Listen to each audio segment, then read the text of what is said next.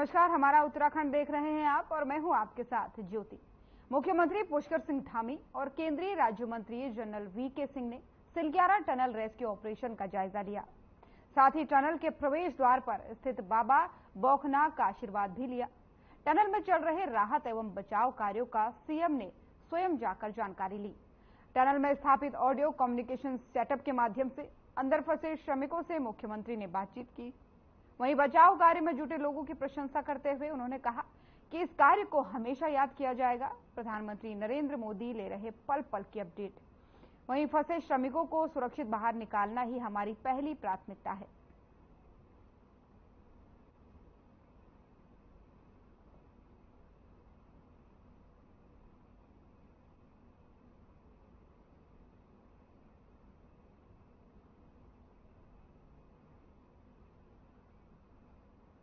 और वहीं उत्तराखंड में लोकसभा चुनाव को लेकर बीजेपी की तैयारियां जारी है।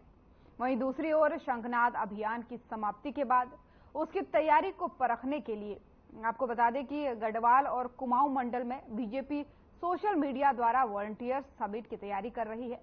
प्रदेश प्रवक्ता नवीन ठाकुर ने कहा कि बीजेपी लोकसभा चुनाव को लेकर पूरे तरीके से तैयार है और इस बैठक के माध्यम से सोशल मीडिया के कार्यकर्ता कितने एक्टिव हैं और अभी तक के कार्यों की समीक्षा की जाएगी।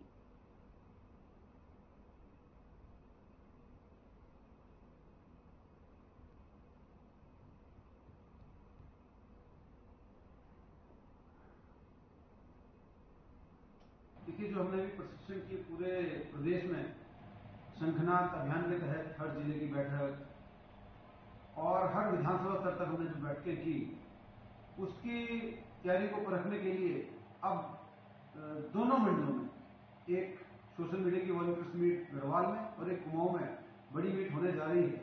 हमारे कितने कार्यकर्ता सक्रिय हैं, कितने कार्यकर्ता किस प्रकार काम कर रहे हैं, उन सबको काम में लगाया जाएगा और दो सोशल मीडिया की बड़ी मीट जो है अभी उत्तराखंड प्रदेश में होने जा रही है।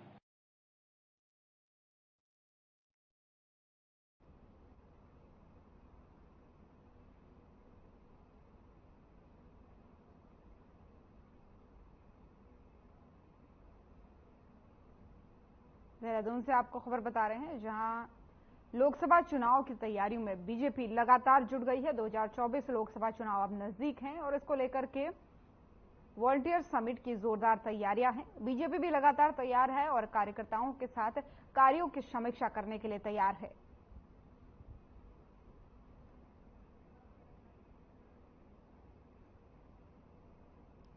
तो देहरादून से आपको सीधे खबर बता रहे हैं, जहां पर लोकसभा चुनाव को लेकर के बीजेपी लगातार तैयार है।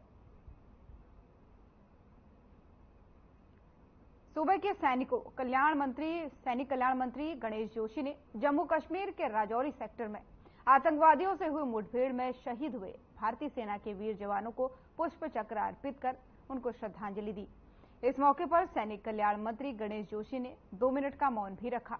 इस दौरान सैनिक कल्याण मंत्री गणेश जोशी ने शहीदों को नमन करते हुए मां भारती की रक्षा के लिए भारतीय सेना के इन वीर जवानों दिया गया जो बलिदान है उसे सर्वोच्च बलिदान बताया। उन्होंने कहा कि दुख की इस घड़ी में सरकार हमेशा शहीदों के परिवार के साथ खड़ी है। आतंकवादियों से उलझा लेते हुए हमारे 5 जवान वहां पर शहीद हुए। जहां हमारे जवान शहीद हुए वहीं 2 बड़े आतंकवादियों को उनके द्वारा वहां पर मार गिराया गया।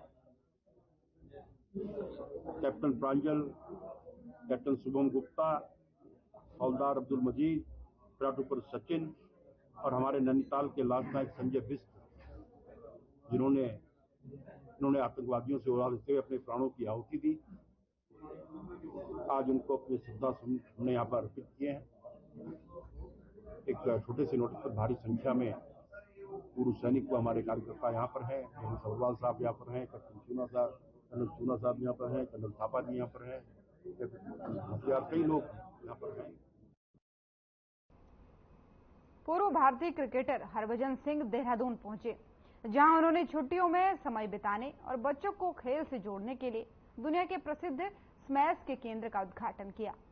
स्मैश देहरादून रोमांचक आकर्षणों की एक श्रृंखला के साथ ही स्थानीय लोगों और आने जाने वाले पर्यटकों को समान रूप से आकर्षित करने के लिए तैयार किया गया है। वहीं अत्यधिक रोमांच चाहने वालों के लिए केंद्र में वर्चुअल रियलिटी यानी वीआर गेम्स एक रोमांचक संग्रह है जो खिलाड़ियों को काल्पनिक क्षेत्रों में ले जाता है।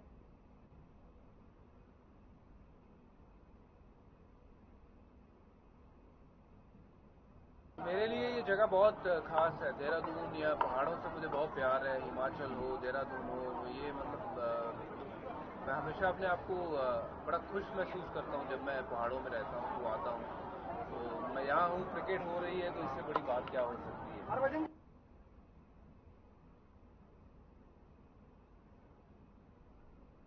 तो देहरादून से आपको खबर बता रहे हैं, जहां पूर्व क्रिकेटर हरभजन सिंह ने स्मैश के केंद्र का उद्घाटन किया है। वो घूमने देहरादून पहुंचे थे, जिस दौरान उन्होंने स्मैश के एक केंद्र का और उद्घाटन किया है। उद्घाटन की तस्वीरें आपको दिखा रहे हैं।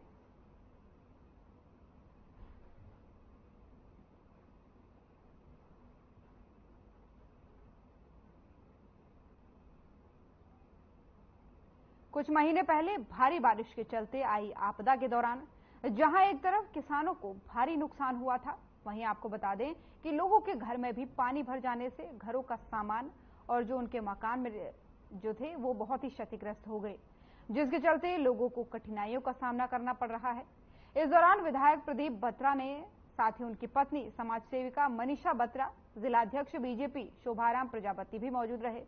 रुड़की विधानसभा क्षेत्र में जिन लोगों का बारिश से नुकसान हुआ था उनको सरकार की तरफ से सहायता राशि के चेक वितरित करते हुए उन्होंने कहा कि तकरीबन 100 से 150 लोगों को अलग अलग राशि के चेक वितरित किए गए हैं।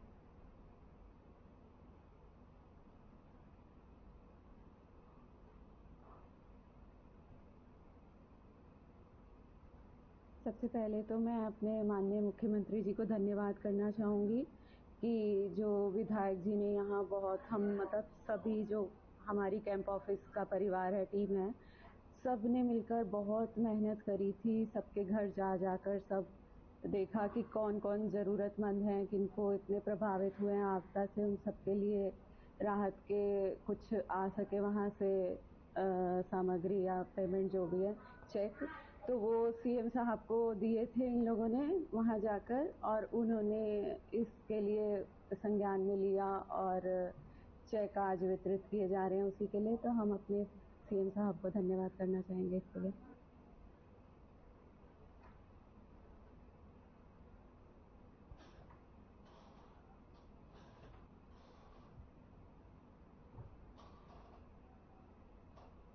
और उत्तराखंड में अब मौसम का मिजाज बदलने वाला है। पहाड़ों पर अब तापमान गिरेगा और साथ ही कड़ाके की ठंड भी पड़ने वाली है। आपको बता दें कि इस दौरान जो मौसम विभाग है उसकी अगर माने तो अब पहाड़ों से लेकर मैदानी इलाकों में भी बर्फबारी शुरू होगी। मौसम विभाग ने सोमवार को उत्तरकाशी, रुद्रप्रयाग, चमोली, पिथौरागढ़ में वर्षा और बर्फबारी को लेकर के येलो अलर्ट जारी कर दिया है। वहीं रविवार को ताजा पश्चिमी विक्षोभ के हिमालयी क्षेत्र में सक्रिय होने के कारण पर्वतीय क्षेत्रों में कहीं कहीं आंशिक बादल छा सकते हैं। सोमवार को उत्तरकाशी, चमोली, रुद्रप्रयाग, पिथौरागढ़ में 3500 मीटर से अधिक ऊंचाई पर हल्का हिमपात भी हो सकता है।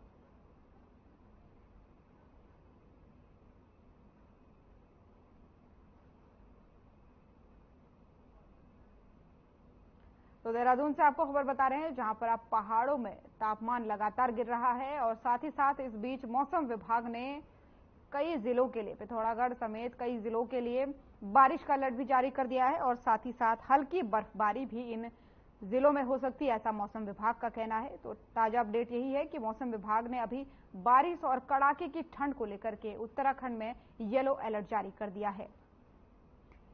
मौसम विभाग ने साफ तौर पर बता दिया है कि मौसम का मिजाज बदलने वाला है, जिसके बाद से उत्तराखंड में कई जिलों में बारिश और बर्फबारी हो सकती है। और उत्तरकाशी के सिलक्यारा में अस्थायी कैंप लगाकर सीएम धामी ने प्रेस वार्ता कर रेस्क्यू कार्य की जानकारी दी है और उन्होंने क्या कुछ इस दौरान कहा है, सुनिए।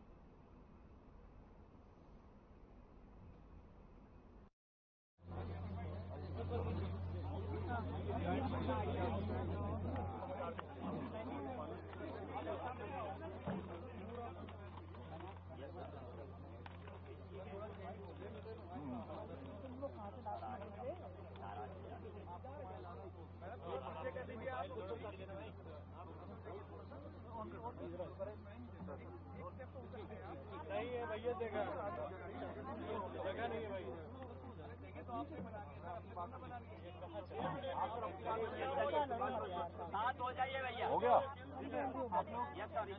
चलिए साथ हो जाए भाई।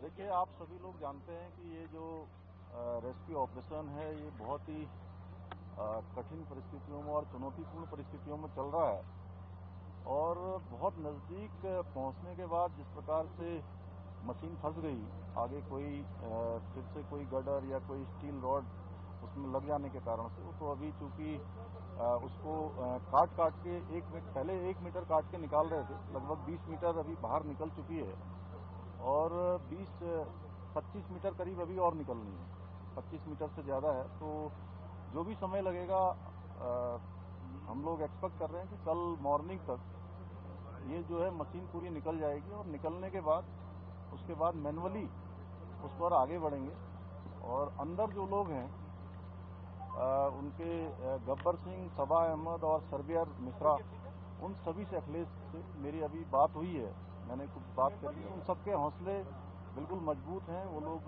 उनके अंदर कोई ऐसी वो नहीं है कि कहीं, उन्होंने कहा है कि जितने भी दिन लगे आप हमको सुरक्षित तरीके से बाहर निकालिए, हम लोग यहाँ पर ठीक हैं और आप लोग हमारी चिंता बिल्कुल मत करिए, हमको टाइम से खाना भी मिल रहा है, सब हम अंदर ठीक से हैं, तो सभी स्वस्थ भी हैं। तो सभी ऑप्शंस पर हम काम कर रहे हैं और अभी हैदराबाद से आगर मशीन को काटने के लिए प्लाज्मा जो कटर है, प्लाज्मा कटर मंगाया जा रहा है, वो भी शाम तक जॉली ग्रांट एयरपोर्ट पर पहुंच जाएगा और रात तक यहाँ पर आने से वो जल्दी, और जो कटिंग का काम है वो जल्दी होगा। तो हम भी भगवान से भी प्रार्थना कर रहे हैं कि जल्दी से जल्दी हो और आप लोगों का भी बहुत सहयोग रहा है सभी का यहाँ पर, और मैं ये जानता हूँ कि आप लोग भी कठिन परिस्थिति में यहाँ पर लगातार पिछले जिस दिन से ये आपदा की स्थिति बनी है, आप सभी लोग काम कर रहे हैं और सभी को दिखा भी रहे हैं।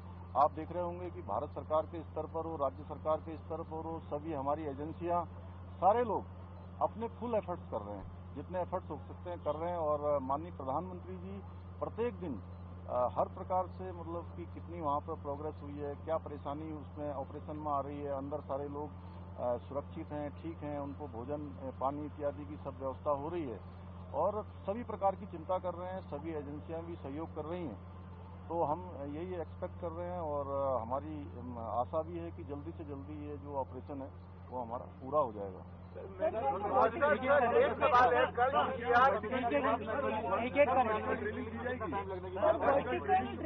मशीनों को भी आज हम लोगों ने ऊपर की तरफ जाते हुए देखा। नहीं, मैंने कहा कि आपको, मैंने बोला कि 5 जो ऑप्शन है, जितने भी ऑप्शन है, जितने भी हमारे पास रास्ते हो सकते हैं उन तक पहुंचने के, उनको बाहर निकालने के, उन सभी पर काम होगा, एक साथ काम। अरे भाई एक मिनट रुकिए, मैं बताता हूँ। देखिए ऐसा में, अरे भाई मैं आप लोगों के हाथ जोड़ता हूँ, मैं सबके प्रश्नों का जवाब दूंगा, आप एक एक करके पूछिए, एक एक करके पूछिए। आप मुझे सबसे ड्रॉपिंग आकर मशीन आज 1 मिनट को पूछने दीजिए। जो मौजूदा संसाधन है उससे लगता है कि रेस्क्यू ऑपरेशन हो जाएगी, अभी और कुछ टेक्नोलॉजी। देखिए सारे ही संसाधन यहाँ पर उपलब्ध हैं और जो संसाधनों की आवश्यकता पड़ रही है, जैसे प्लाज्मा कटर यहाँ पर नहीं था, प्लाज्मा कटर तत्काल मंगाया गया है। अन्य भी जो संसाधनों की आवश्यकता पड़ रही है, चाहे अन्य टेक्नोलॉजी की आवश्यकता पड़ रही है, सभी यहाँ पर उपलब्ध करवाई है।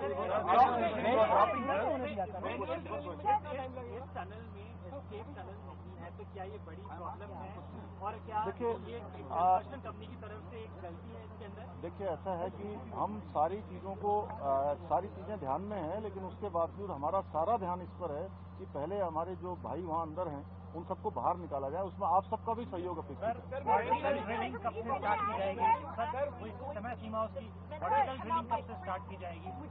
नहीं, वर्टिकल ड्रिलिंग के लिए जो है आज से ही जो है उस पर काम शुरू हो गया है।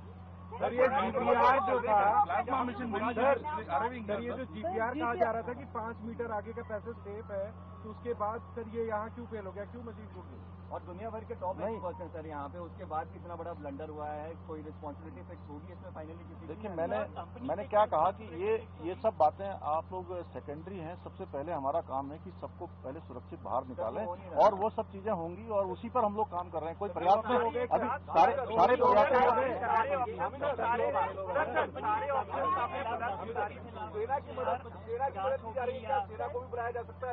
सेना के लोगों की ऑलरेडी उनकी मदद ले रहे हैं।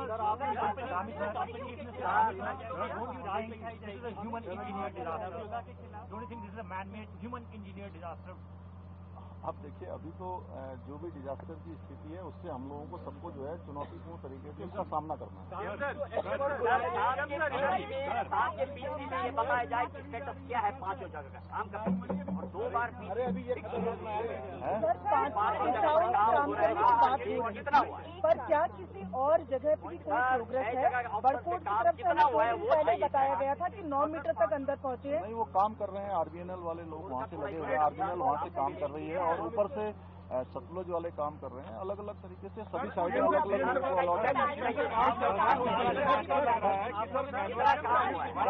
अच्छा, आप लोग पहले तय कर लीजिए कौन बोलेगा। अब देखिए कितने लोग एक साथ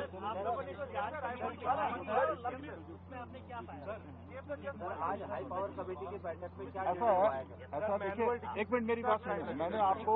मैंने आपको वो सब स्थिति बताई है। मैं आपको कोई घुमा फिरा के बातें नहीं बता रहा हूँ, क्योंकि आप लोगों को मैं जानता हूँ कि बहुत चिंता है जो अंदर हमारे भाई हैं और हम लोग सब लोग उसके लिए प्रयास कर रहे हैं।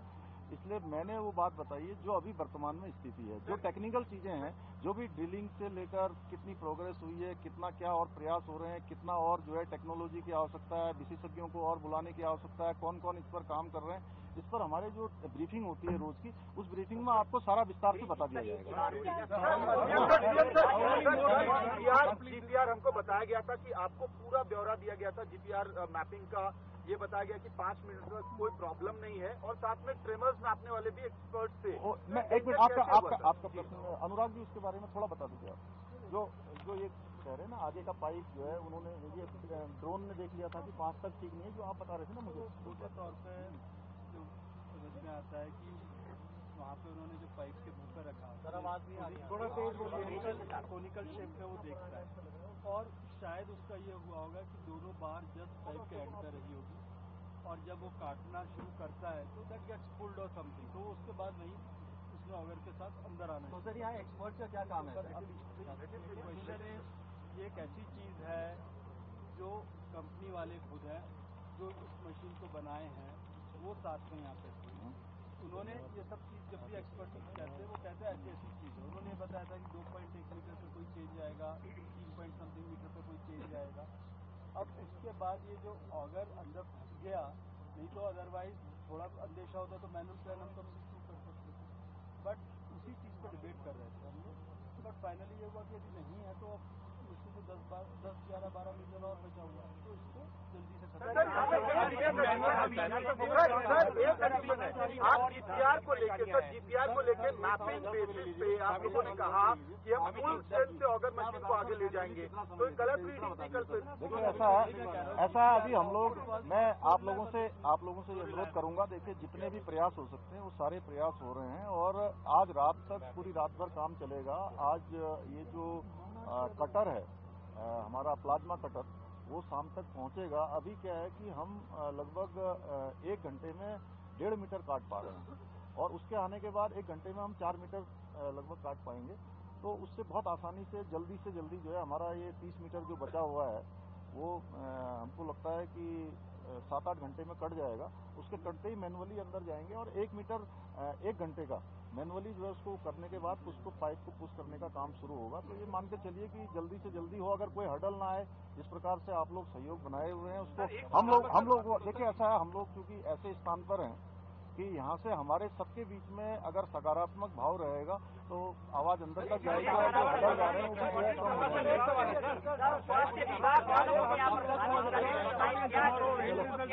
Thank you.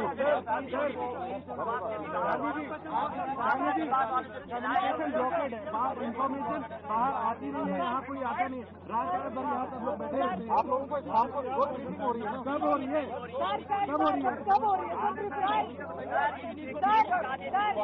फैमिली कह रही है कि उनका परिजन अंदर परेशान है और खाना पीना छोड़ दिया है, क्या ऐसा है?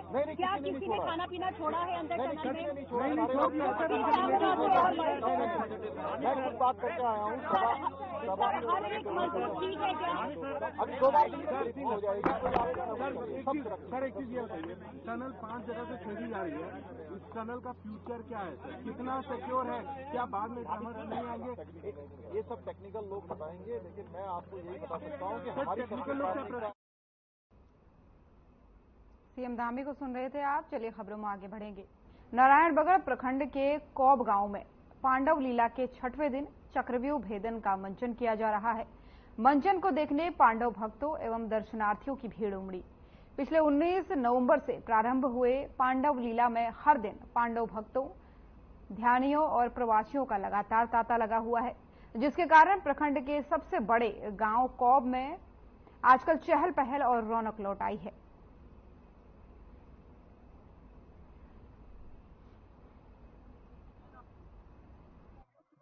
यहाँ पर आप देख ही रहे हैं कि आज चक्रव्यूह की जो रचना यहाँ पे हुई है और सुबह से हमारे जो गांव वाले थे इसमें इस काम के लिए लग गए थे और जो हमारे जो बाहर के आए हैं, जो आयोजन हमारा जो पौराणिक जो हमारे परंपरा है पांडव नृत्य की, और ये 19 तारीख से स्टार्ट हो गया था और आज जैसे चक्रव्यूह की रचना हुई, साहब आपने देखा होगा इतने सारे हमारी ध्यानियाँ जो बाहर से आई हैं, बहुत ही खुशी का माहौल, हर्ष उल्लास का माहौल रहता है। और जो हमारे सोशल मीडिया के थ्रू हम जो वीडियोज़ वगैरह अपलोड करते हैं सोशल मीडिया पे, तो उससे जो हमारे भाई बंधु जो बाहर हैं, हमारे प्रवासी हैं, वो भी उनके हमें व्हाट्सएप और फेसबुक सोशल मीडिया के माध्यम से आते हैं, संदेश आते हैं कि बहुत ही सुंदर आयोजन जो हम कर रहे हैं इस चीज़ को, और आने वाली पीढ़ी के लिए एक मील का पत्थर साबित होगा और वो भी इस चीज़ से ओतप्रोत हो पाएंगे और वो उसको कैरी फॉरवर्ड कर पाएंगे। 6वां दिन है और चक्रव्यूह रचना बताई जा रही है, जिसमें अभिमन्यु को ये पांडवों द्वारा चक्रव्यूह में जब ये अभिमन्यु को पूरी कहानी पता नहीं थी, यहाँ पे इनका चक्रव्यूह में इनका वध किया जाता है। जैसे कि हमारे यहाँ वर्षों पहले हमारे पूर्वजों ने इस आस्था को बना के रखा, इस पौराणिक संस्कृति को बना के रखा। यहाँ पे माँ ने एक बहना भी है, कोवेश्वर महादेव की भूमि भी है और यहाँ पे भूमियाल देवताओं की भूमि भी है, इसलिए यहाँ पांडवों ने विराज किया है। तो यहाँ पे हमारे यहाँ पे वर्षों से पांडव लीला का आयोजन होता है। हमारे यहाँ पे ग्राम सभा सभी गाँव की 6 गाँव की यहाँ पे एक ही ग्राम सभा है, सारे मिल के सहयोग करके हर 5 साल, 6 साल, 7 साल, इस समय हमारे यहाँ 5वें साल में गेंडे वध का आयोजन हुआ है, पांडव लीला का आयोजन हुआ है। पहले कल हमारे यहाँ पे ग्राम पंचायत कौब में गेंडा वध है, जिसमें मैं सभी श्रद्धालुओं का हार्दिक स्वागत और अभिनंदन करती हूँ। और यहाँ पे बहुत सारे जितने भी अतिथि यहाँ पे आज आ रहे हैं, हम उनके स्वागत के लिए पूरे दिल से उनके उसमें लगे हुए हैं। सदस्य है, हमने आज सुबह सफाई की और चाय पानी की व्यवस्था की और पांडव लीला देखने के लिए हम सब खुश हैं और हमने इसमें डांस भी किया, जिसमें सबने भाग लिया। और अपने काम बताओ ना, क्या करो? झाड़ू मारे, बर्तन धोए, फिर उसके बाद सफाई की रास्ते की और फिर हम अपने घर गए। फिर वहाँ से दोबारा यहाँ मेले में आए और फिर हमने साफ सफाई की और चाय पानी की व्यवस्था। हमारा उत्तराखंड देख रहे थे आप। उत्तराखंड की खबरों में फिलहाल इतना ही। नमस्कार।